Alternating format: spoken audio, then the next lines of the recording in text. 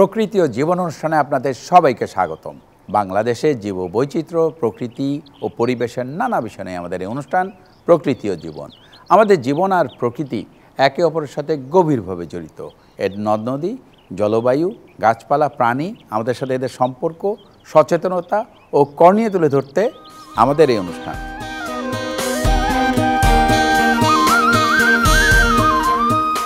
বিপন্ন উদ্ভিদ, প্রাণী এবং অন্যান্য জীববৈচিত্র্য সংরক্ষণে প্রতিটি দেশেই রক্ষিত এলাকা বা অঞ্চল রয়েছে। বৈচিত্র্যময় উদ্ভিদ ও প্রাণীর সমাহার দেখা যায় এসব রক্ষিত এলাকায়। তবে পরিবেশ ও জীববৈচিত্র্য সংরক্ষণের পাশাপাশি এসব রক্ষিত অঞ্চলের ব্যবস্থাপনাও অত্যন্ত জরুরি। আমাদের আজকের পর্ব রক্ষিত অঞ্চলে ব্যবস্থাপনা নিয়ে। এ বিষয়ে আলোচনা করব জনাব ইশতিয়াক উদ্দিন আহমেদের সাথে।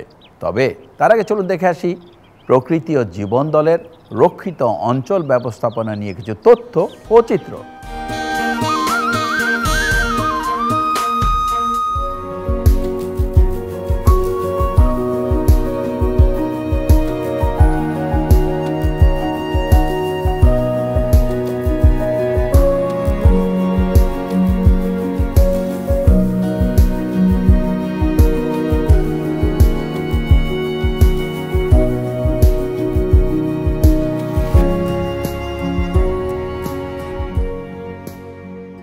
বাংলাদেশ জীববৈচিত্র্যে সমৃদ্ধ একটি দেশ।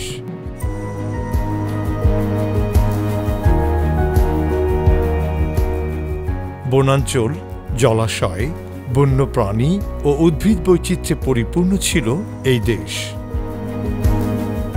কিন্তু ক্রমবর্ধমান জনসংখ্যার চাহিদা মেটাতে অপরিকল্পিতভাবে সম্পদ আহরণের ফলে দেশের প্রাকৃতিক সম্পদ হুমকির মুখে পড়েছে। তাই দেশের গুরুত্বপূর্ণ প্রাকৃতিক সম্পদ বিলুপ্তির হাত থেকে রক্ষা করতে কিছু অঞ্চলকে সংরক্ষণ করা হয়েছে। সংরক্ষিত অঞ্চল হল এমন একটি এলাকা যা কিছু নির্দিষ্ট নীতিমালা ও আইন দ্বারা পরিচালিত এবং যার প্রধান উদ্দেশ্য ওই নির্দিষ্ট এলাকার জীববৈচিত্র্য সংরক্ষণ করা।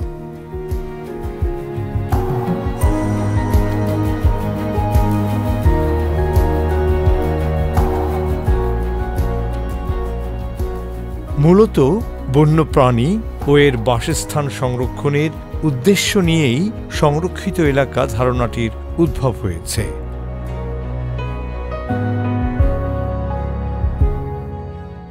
বিভিন্ন বৈশিষ্ট্য ও প্রয়োজনীয়তার উপর ভিত্তি করে সংরক্ষিত অঞ্চলের প্রকারভেদ আছে।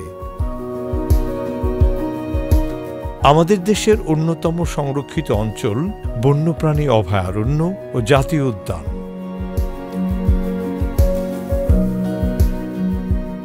এছাড়াও রয়েছে ইকো পার্ক, জলাভূমি নির্ভর প্রাণী অভয়ারণ্য, বিশেষ জীববৈচিত্র্য এলাকা, সামুদ্রিক সংরক্ষিত এলাকা, বিশ্ব ঐতিহ্য এলাকা, রামসার এলাকা এবং শকুনের জন্য সংরক্ষিত এলাকা।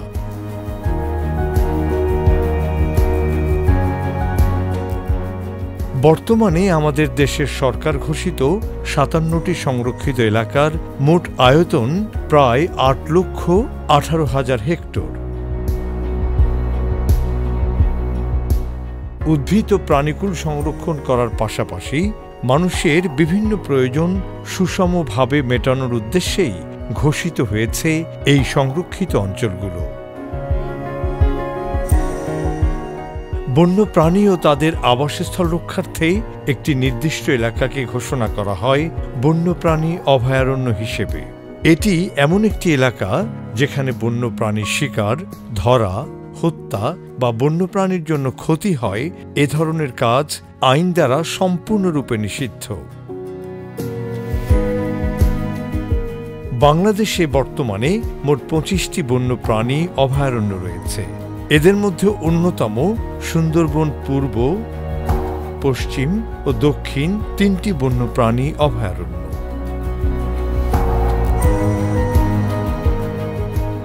এছাড়াও সারা দেশে ছড়িয়ে আছে দুধপুকুরিয়া ধোপাছড়ি, হাজারীখিল, রেমা কালেঙ্গা, চুনতি, চরকুকরি মুকরি, পাবলাখালী ও ফাঁসিয়াখালী সহ অন্যান্য বন্যপ্রাণী অভয়ারণ্য। এই অঞ্চলগুলো বিপন্ন বাঘ, হাতি, উল্লুক, বানর, হরিণ, কাছিম, ধনেশ, ময়না, সৈকত ও জলচর পাখিদের সংরক্ষণ করছে।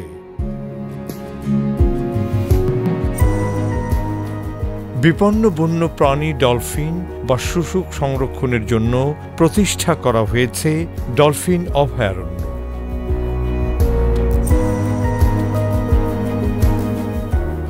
এছাড়াও মহাবিপন্ন পাখি বাংলা শকুনের জন্য 2টি নিরাপদ এলাকা ঘোষণা করা হয়েছে।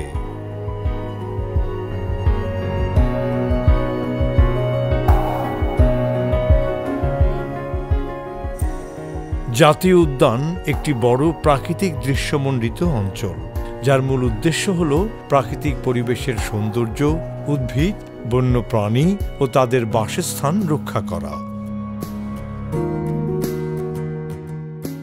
এখানে বন্যপ্রাণীর শিকার, হত্যা বা ধরা সম্পূর্ণরূপে নিষিদ্ধ। তবে জাতীয় উদ্যানে ভ্রমণ, শিক্ষা এবং গবেষণা কর্মের অনুমতি দেয়া হয়।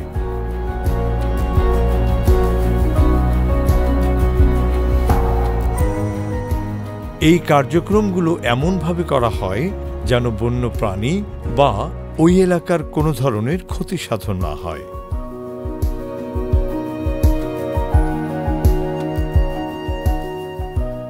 বর্তমানে প্রায় 53,500 হেক্টর জায়গার উপর প্রতিষ্ঠিত জাতীয় উদ্যানের সংখ্যা 19টি।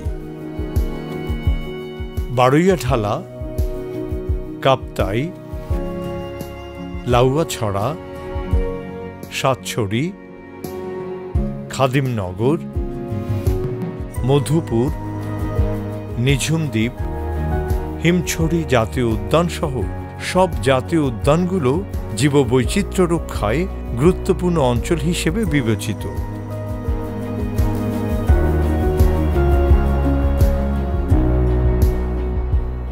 এই জাতীয় উদ্যানগুলোতে এখনো টিকে আছে বিভিন্ন প্রজাতির পাখি, সরীসৃপ, স্তন্যপায়ী ও উভচর প্রাণী। এছাড়াও বিভিন্ন প্রজাতির দুর্লভ ও বিপন্ন বৃক্ষ প্রজাতির দেখা মেলে এসব জাতীয় উদ্যানে।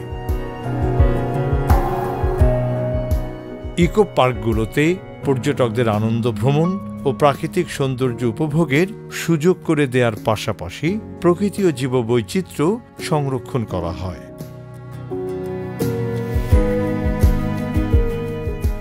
বাংলাদেশের প্রচলিত আইন ও নীতিমালা দ্বারা সংরক্ষিত এলাকাগুলো প্রতিষ্ঠা ও পরিচালনা করা হয়।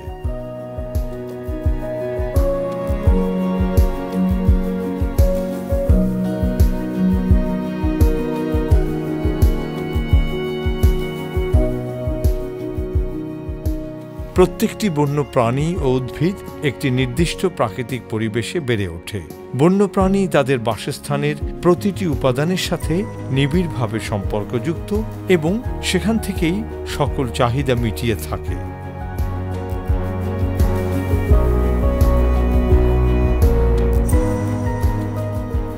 কোনো কারণে যদি তাদের এই ব্যবস্থায় ব্যাঘাত ঘটে, তখন তাদের অবস্থা সংকটজনক হয়ে ওঠে।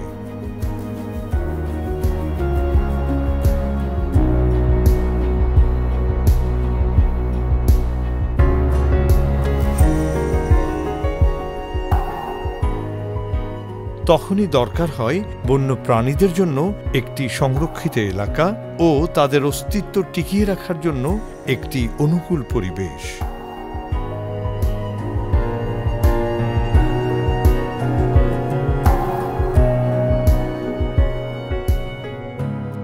বন্যপ্রাণীদের সংকটাপন্ন অবস্থা থেকে উত্তরণ ঘটাতে সংরক্ষিত অঞ্চলের ভূমিকা অপরিসীম।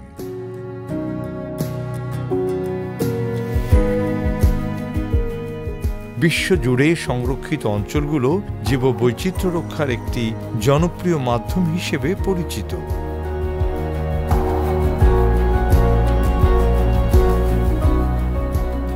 সংরক্ষিত অঞ্চল থেকে বন্যপ্রাণীরা খাদ্য, বাসস্থান, প্রজনন ও নিরাপত্তা সহ অন্যান্য সকল চাহিদা পূরণ করে থাকে।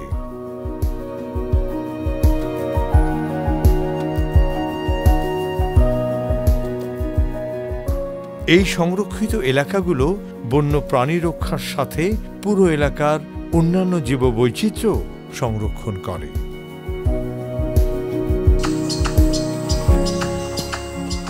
আমাদের দেশে অনেক সংরক্ষিত অঞ্চল থাকলেও নীতিমালা মেনে না চলার কারণে বন্যপ্রাণী ও পরিবেশ ক্ষতির শিকার হচ্ছে। তাই সঠিক পরিকল্পনা ও আইনের সুষ্ঠু প্রয়োগের মাধ্যমে রক্ষিত অঞ্চলগুলো থেকে অর্থনৈতিকভাবে লাভবান হওয়ার পাশাপাশি নিশ্চিত করা সম্ভব টেকসই পরিবেশ।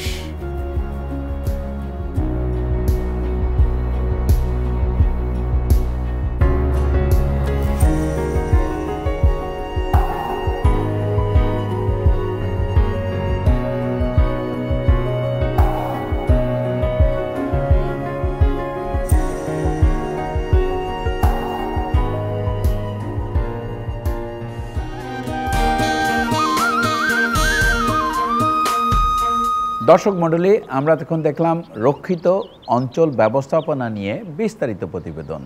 এবার কথা বলবো আমাদের আজকের অতিথি জনাব ইশতিয়াকুদ্দিন আহমেদের সাথে। কেমন আছেন? আছি ভালোই। বহু বছর তো বন বিভাগে ছিলেন, এই বন, এই গাছপালা নিয়ে কাজ করছেন। আমাদের একটু বলবেন যে রক্ষিত অঞ্চল বলতে কি বোঝায় এবং বাংলাদেশে কতগুলো রক্ষিত অঞ্চল রয়েছে? বাংলাদেশের সরকার নিয়ন্ত্রিত যে বন, এটিকে সংরক্ষিত বন বলা হয়। এই সংরক্ষিত বন নিয়ন্ত্রণ এবং ব্যবস্থাপনা করা হয় একটি বন আইন দিয়ে। বন্যপ্রাণী আইন, যেটা আমরা বন্যপ্রাণী সংরক্ষণের জন্য এই যে আইন প্রণীত হয়েছে 2012 সনে, সেই আইন দ্বারাই আমরা এই রক্ষিত বনাঞ্চল ঘোষণা করা হয়ে থাকে। সাধারণত এই রক্ষিত অঞ্চল ঘোষিত হয় বন আইনের 13 ধারা দিয়ে, যেখানে বন্যপ্রাণী সহ সেখানে যদি কোনো বিশেষ ধরনের উদ্ভিদ থাকে সেটিকে কিভাবে সংরক্ষণ করা যাবে।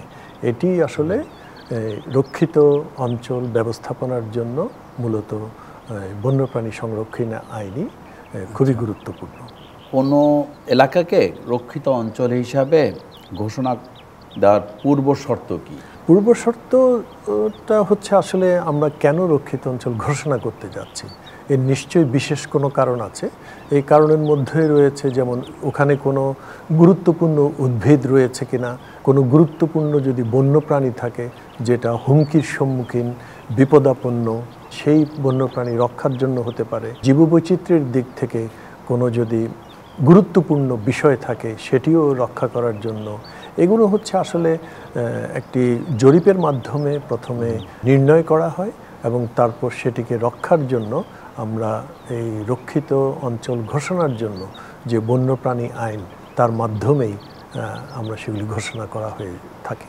আমাদের যে সুন্দরবনও কি রক্ষিত বনাঞ্চল? সুন্দরবনের কিছু অংশ রক্ষিত অঞ্চল ঘোষণা করা হয়েছে। যেহেতু আমাদের সুন্দরবনের একটি বিশেষ প্রজাতি রয়েছে বাঘ, যেটি বিশ্বে বিপদাপন্ন বলা যায়, মহাবিপদাপন্ন, সেই প্রাণীটিকে রক্ষা, সেই সাথে সেখানকার যে এনভায়রনমেন্ট, সেখানকার যে জীববৈচিত্র্য, বাঘ তো এককভাবে একটা বনে বাঁচবে না, তো সেখানে তার একটা হ্যাবিটেট প্রয়োজন, আবাসস্থল। সেই আবাসস্থলে বাঘের খাদ্য থাকবে, অন্য বন্যপ্রাণী থাকবে, উদ্ভিদ থাকবে। তো সব কিছু মিলিয়ে সুন্দরবনেও 3টি এলাকাকে রক্ষিত অঞ্চল ঘোষণা করা হয়েছে। বাংলাদেশের রক্ষিত অঞ্চল ব্যবস্থাপনায়, সহ ব্যবস্থাপনায় কতটা সফল মনে করেন আপনি? সহ ব্যবস্থাপনা বন ব্যবস্থাপনার একটি পদ্ধতি। আমাদের বনের চারপাশেই জনবসতি রয়েছে। আমরা যদিও বলি যেটা বনাঞ্চল, সংরক্ষিত বনাঞ্চল বা রক্ষিত বনাঞ্চল, কিন্তু সাধারণ মানুষের কাছে খুব একটা পার্থক্য নেই কোনটা রক্ষিত অঞ্চল আর কোনটা সংরক্ষিত বন। তাদের বিষয়টি হচ্ছে অর্থ উপার্জন করতে হবে, কর্মসংস্থান করতে হবে, জীবিকার প্রয়োজনে। সেগুলো তারা সংরক্ষিত বন থেকেও যেভাবে আহরণ করে থাকছে, রক্ষিত বন থেকে আহরণ করছে। এখন সেটা যদি তার যে প্রোডাকশন ক্যাপাসিটি তার চেয়ে যদি বেশি হয়ে যায় তাহলে সেই বন ধ্বংসের মুখে পড়ে যাবে। তো সেটিকে রোধ করার জন্য একটি সহব্যবস্থাপনা পদ্ধতি প্রণয়ন করা হয়েছে। মোদ্দা কথা হলো বন ব্যবস্থাপনার সার্বিকভাবে এবং বনকে রক্ষা করার জন্য, সংরক্ষণ করার জন্য জনগণের অংশগ্রহণটা অত্যন্ত প্রয়োজনীয় এবং এটিকে সকল স্তরের জনগণকে একত্রিত করে বন ব্যবস্থাপনার সাথে জড়িত বন বিভাগকে একত্র করে এই সহব্যবস্থাপনা পদ্ধতি চালু করা হয়েছে। আপনার প্রশ্নের শেষের অংশ হচ্ছে সফলতা কতটুকুন হয়েছে। আসলে সফলতার মাত্রা কতটুকুন সেটি গুরুত্বপূর্ণ। সফল হয়তো অনেক ক্ষেত্রে বলা যাবে, কিন্তু আমরা কি এখানে থেমে থাকবো? আমাদের হয়তো সফলের মাত্রায় পৌঁছাতে হবে। সেই মাত্রাটা কি? সেটি হচ্ছে আমরা যেদিন বলতে পারবো যে সাধারণ মানুষ, বনের আশেপাশে যে মানুষ রয়েছে তারা বন সংরক্ষণে সম্পূর্ণভাবে সচেতন হয়েছে এবং বন যেই অবস্থায় অবক্ষয় হচ্ছিল সেটিকে রোধ করা গেছে এবং তার মাধ্যমে বনের অবস্থার পরিবর্তন হয়েছে, বনের বৃক্ষ আগের চেয়ে ভালো অবস্থায় আছে। এই সব মিলিয়ে যখন আমরা বলতে পারবো বনের অবস্থা ভালো, বন্যপ্রাণীর অবস্থা ভালো বনে, তখন আমরা বলতে পারবো এটি সফল। তবে এই মুহূর্তে এখনও যে সমস্ত অঞ্চলে এই সহব্যবস্থাপনা প্রবর্তন হয়েছে সেখানে নিশ্চয়ই সফলতার অনেক কাহিনী ইতিমধ্যে তৈরি হয়েছে। এটা কত বছর হলো এই সহব্যবস্থাপনার এই যে কার্যক্রম শুরু হয়েছে? আমাদের বাংলাদেশে বনের সাথে মানুষের সম্পর্ক তৈরি হয়েছে কিন্তু অনেক আগে থেকে, বিভিন্ন পদ্ধতিভাবে। সহব্যবস্থাপনাটা শুরু হয়েছিল 2003-04 দিক থেকে রক্ষিত বনাঞ্চলে। রক্ষিত অঞ্চলগুলোর জীববৈচিত্র্যের জন্য প্রধান হুমকি কী কী? হুমকির মধ্যে বলা যায় যে সাধারণ মানুষের চলাচল, মানুষের সেখানে বসতি স্থাপন এবং মানুষের কৃষি ফসলের জন্য যে জায়গার প্রয়োজন হয় সেটি বের করা, বন জঙ্গল পরিষ্কার করেই অনেক সময় সেটি বের করতে হয়। তো এই সমস্ত কারণে বনাঞ্চলে যে সমস্ত কার্যক্রম হয় এগুলি বন্যপ্রাণীর জন্য খুব একটা সুখকর নয়। তাদের নিরুপদ্রব যে পরিবেশটি দেয়া দরকার সেটি অনেক সময় সম্ভবপর হয় না। আরেকটি ইদানিং দেখা যাচ্ছে নিয়ন্ত্রণহীন পর্যটন ভালো বনের জন্য এবং সেটি বনকে দেখা, বনের প্রতি একটা সহমর্মিতা বৃদ্ধি করার একটি বড় সুযোগ, কিন্তু এটা নিয়ন্ত্রিত হওয়া উচিত। এটি যদি নিয়ন্ত্রিত না হয় তাহলে বনের উদ্ভিদ থেকে শুরু করে বন্যপ্রাণী সকলের জন্য একটু হুমকি স্বরূপ হয়ে দাঁড়ায়।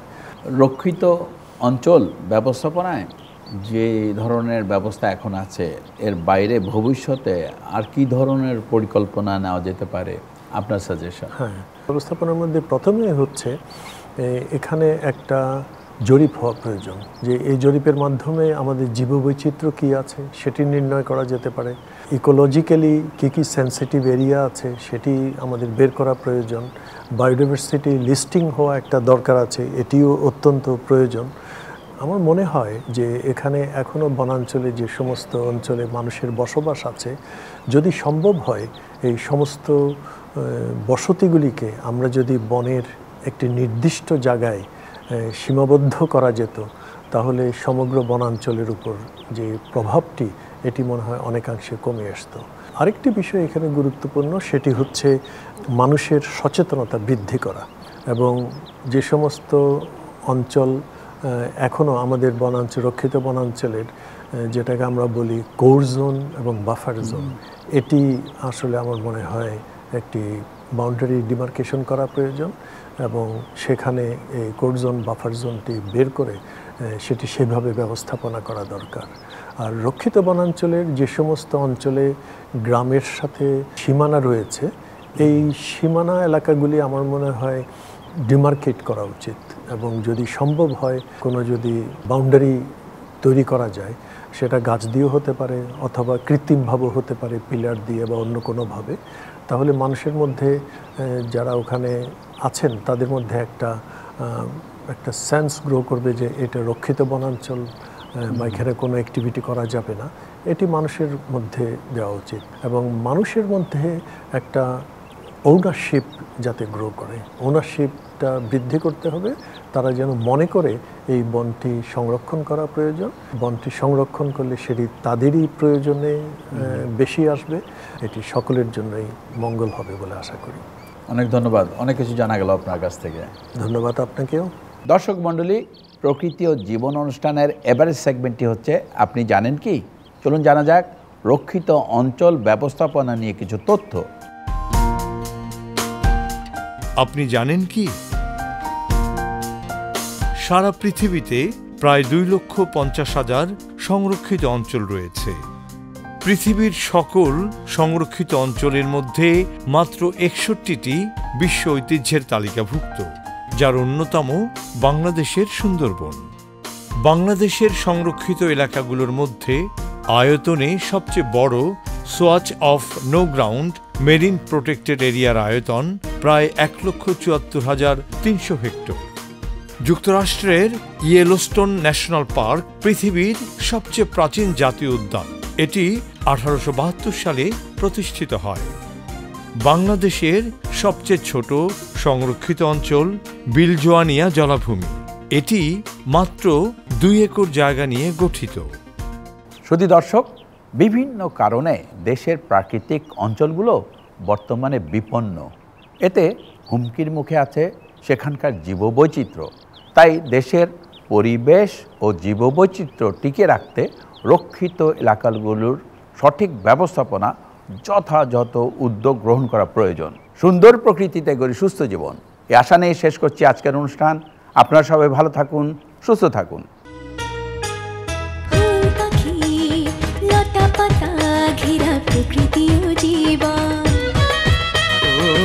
সুন্দর পৃথিবী, মায়াময় প্রকৃতি, বাসবো ভালো সারাক্ষণ।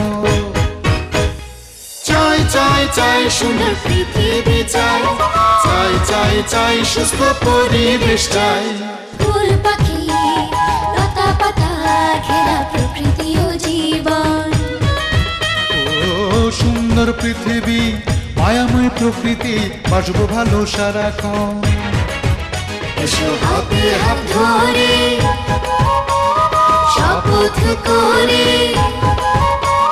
সুন্দর সুস্থ পরিবেশ গড়ি, সুন্দর সুস্থ পরিবেশ গড়ি, সুন্দর সুস্থ